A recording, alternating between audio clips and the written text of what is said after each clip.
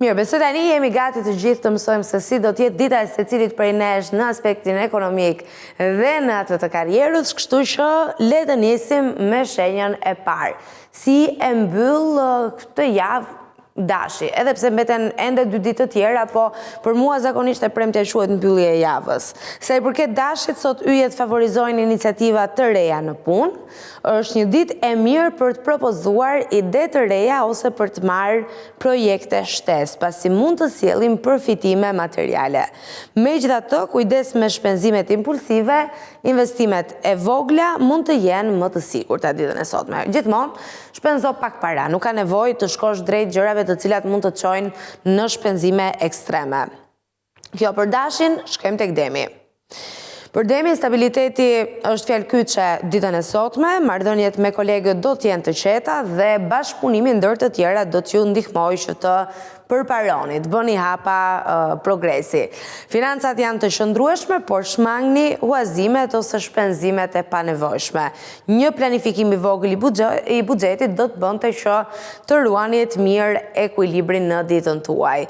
Pra gjithmonë me kujdes, edhe Demi do mund t'ja dalë në financat e tij ditën e sotme, pavarësisht se edhe një herë kujtojmë duhet të bëj një planifikim të buxhetit në mënyrë që të ruaj ekuilibrin, gjë në cilën për momentin po has pak vështirësi. Shkojmë tek binjakët. Për binjakët, sot do t'jetë një ditë me energji e cila herë do t'jetë mirë, herë do t'jetë pak më e vakët në punë, pra një energji e ndryshueshme. Përqëndrimi padyshim është çelësi i suksesit, pasi mund të lindjen është përqëndrime prej humorit tuaj, po edhe prej e prorve, kolegve, njerëzve me cilët të bashkëpunoni dhe jeni në komunikim të përditshëm. Financat kërkojnë kujdes, kështu që shmangni shpenzimet impulsive dhe mendoni 2 herë për çdo investim. Komunikim i qartë me bashkëpunëtorët do të sjellë fryte pozitive. Sot duhet jeni diplomat në mënyrën se si komunikoni, sepse ndoshta është një moment i vetëm ai i cili do t'ju vendos përballë një sfide vendimtare. Shkojmë tek Gaforia.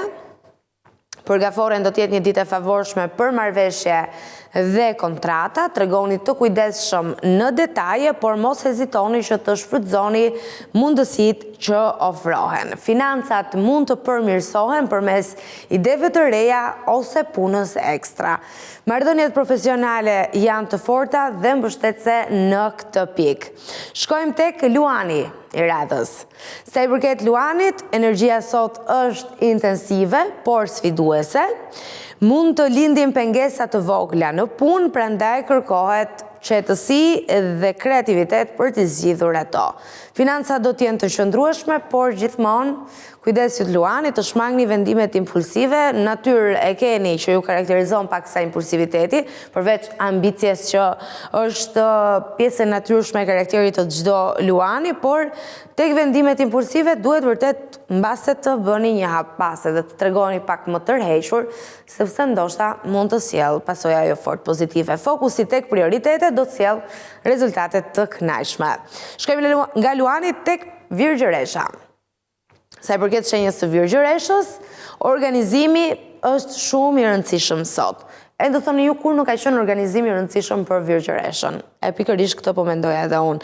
Financat kërkojnë planifikim dhe përqendrim në detaje, sepse në fakt ndoshta për shkak të mungesës së fokusit mund t'ju shpëtoj ndonjë gjë e vogël. Mund të bëni gabime të cilat, janë të padëmshme, ama janë sërish gabime në fund të ditës.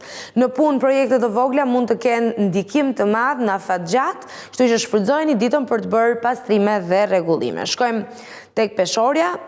Marrëveshjet e rëndësishme do të kërkojnë kujdes maksimal, sot mund të lindin mundësit favorshme për bashkëpunime ose projekte të reja, por kontrolloni kontratat dhe kushtet përpara se të firmosni. Financat janë të qëndrueshme, por investimet e reja do të kërkojnë vëmendje sa i përket Peshores. Shkojmë tek Akrepi.